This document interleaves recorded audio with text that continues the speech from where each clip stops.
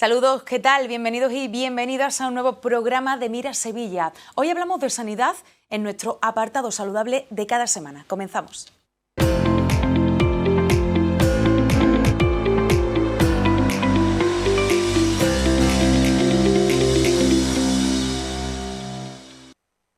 Comenzamos ahora sí nuestro apartado de salud. Hoy queremos hablar sobre la reforma del Estatuto Marco para los Profesionales Sanitarios que propone el Ministerio de Sanidad. Una reforma que está creando un gran debate y un enorme rechazo por parte del sector sanitario en todo el país. Hoy queremos profundizar en los detalles y conocer de primera mano cuáles son los puntos claves de esta reforma. Para hablar de ello tenemos el enorme placer de tener al presidente del Real e Ilustre Colegio Oficial de Médicos de Sevilla, don Alfonso Carmona. Muy buenas. Hola, buenas tardes.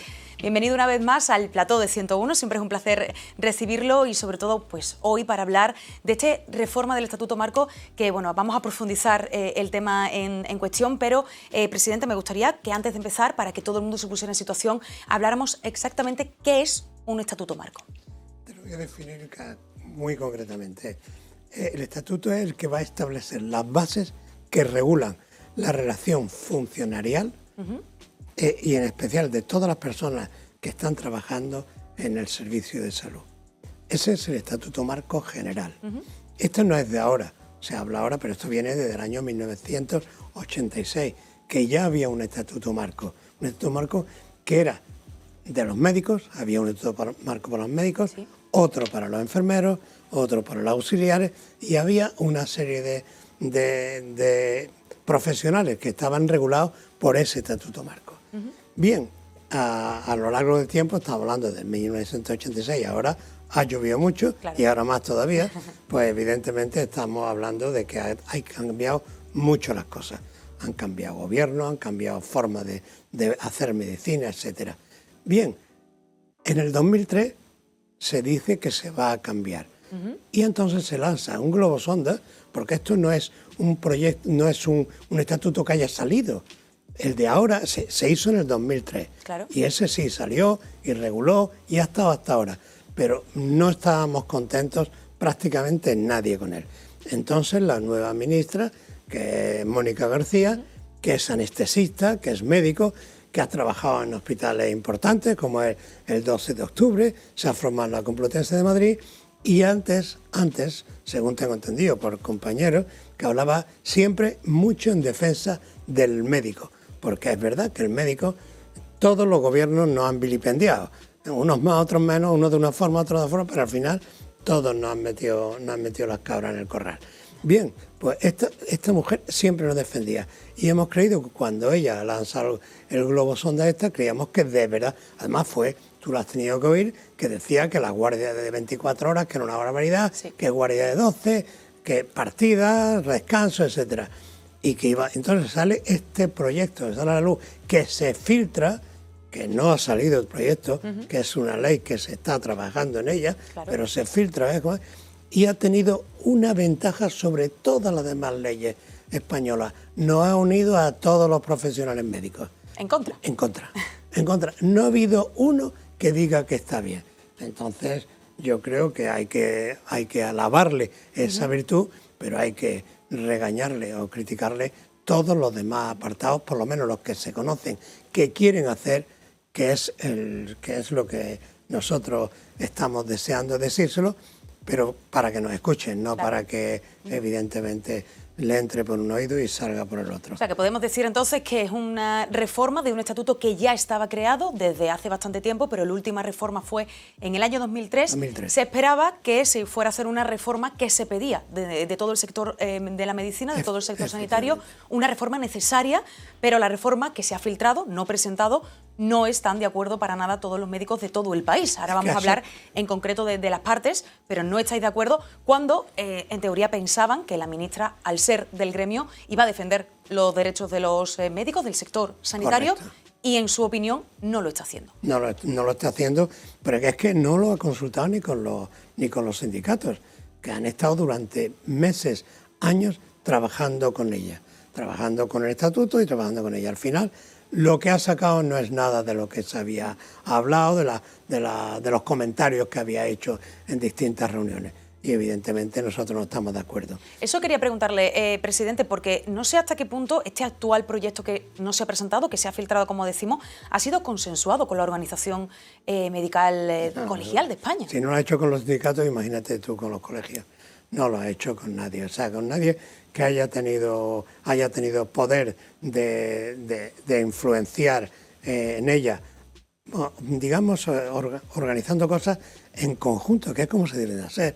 Varias partes son las que deben de trabajar y sobre todo con la gente que está en la trinchera y está día a día. No ha consensuado con nadie y entonces ha salido esto. Yo creo que es importantísimo que, como te digo, todos nos unamos a esto. Y esto no es la sanidad andaluza, ni la de Asturias, ni la de las que tienen las distintas comunidades. Esto no tiene nada que ver. Esto es con la sanidad, con el modelo de sanidad español. Y nosotros, ya que te vamos a pedir un modelo ¿para quién? Para los médicos. Claro. Porque somos un estamento distinto a los demás. Si yo no digo que somos como personas, somos exactamente igual.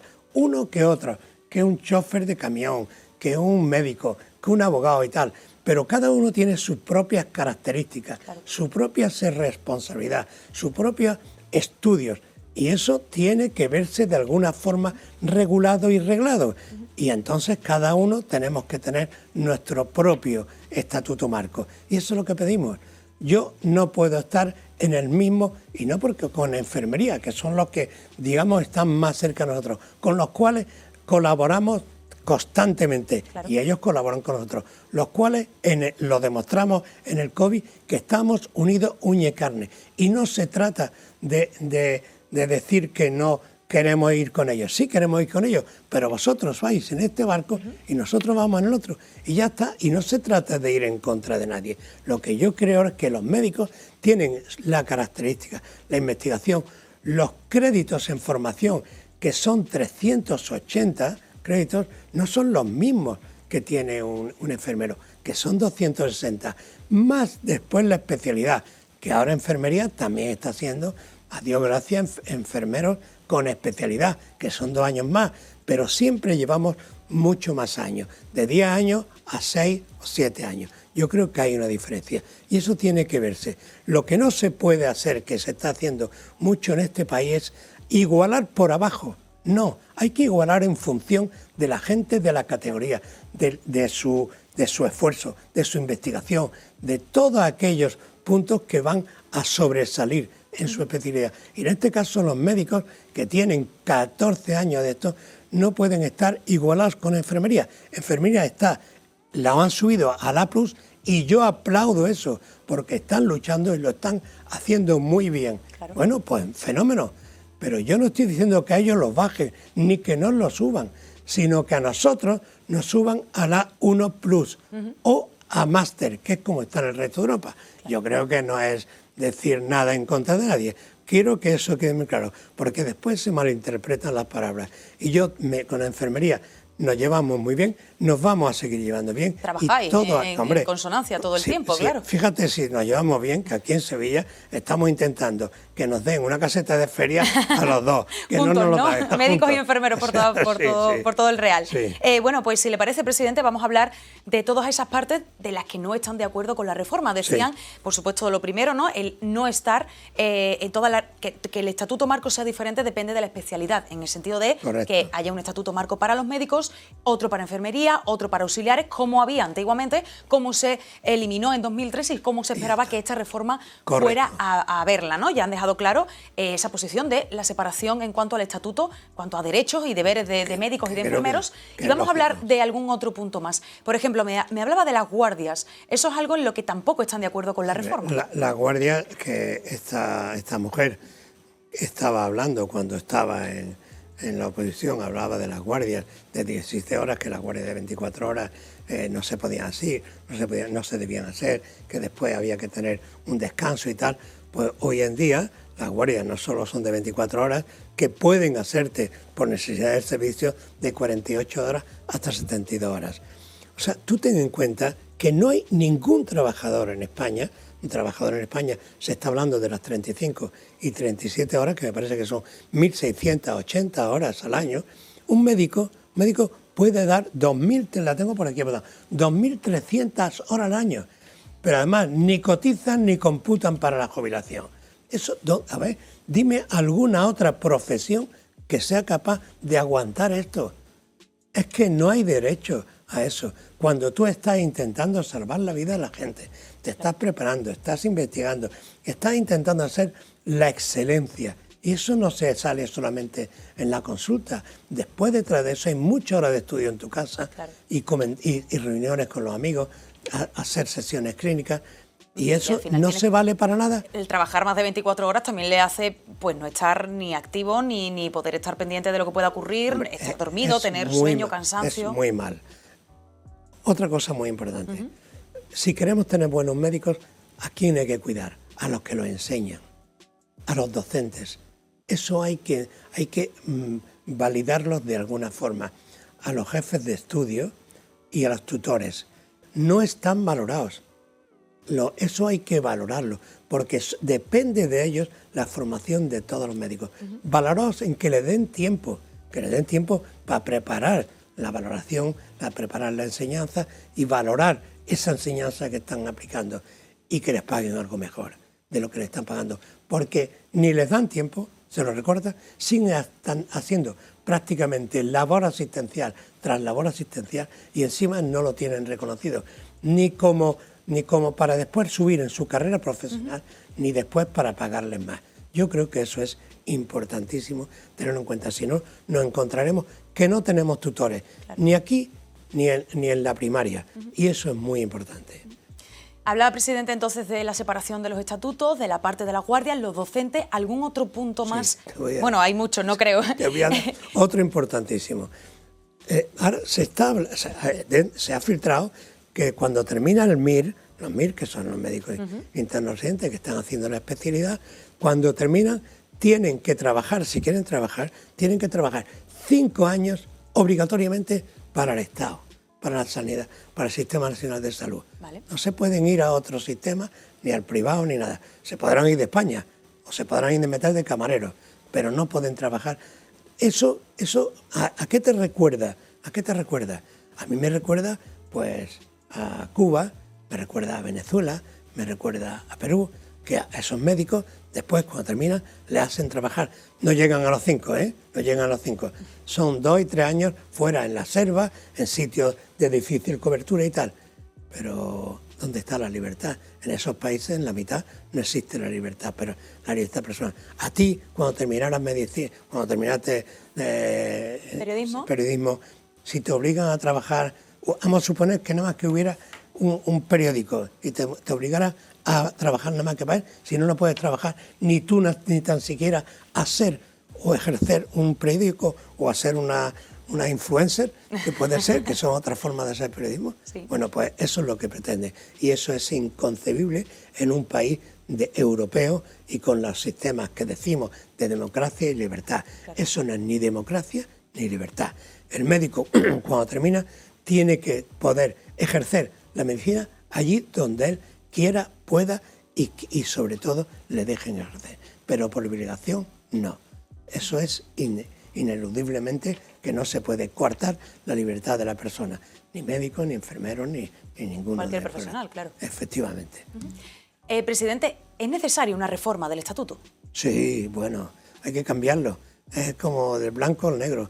Tú has dicho antes que era muy bonito el rosa este. Pues es verdad, pues en vez de rosa lo ponemos verde. Pero no tiene nada. Es necesaria la reforma, sí, pero no la que están poniéndose encima de la mesa desde el Ministerio de Sanidad. No, si es que además no habla con la demás gente, no habla con los que tiene que hablar, que son los sindicatos, que son los que tienen más fuerza, porque estábamos hablando de gente que está laboral, porque los MIR, aunque están en periodo de formación, son gente que está contratada, bien, pues tenemos que darle. Nosotros, los MIR y todos, estamos totalmente unidos. Nos hemos unido todos los sindicatos.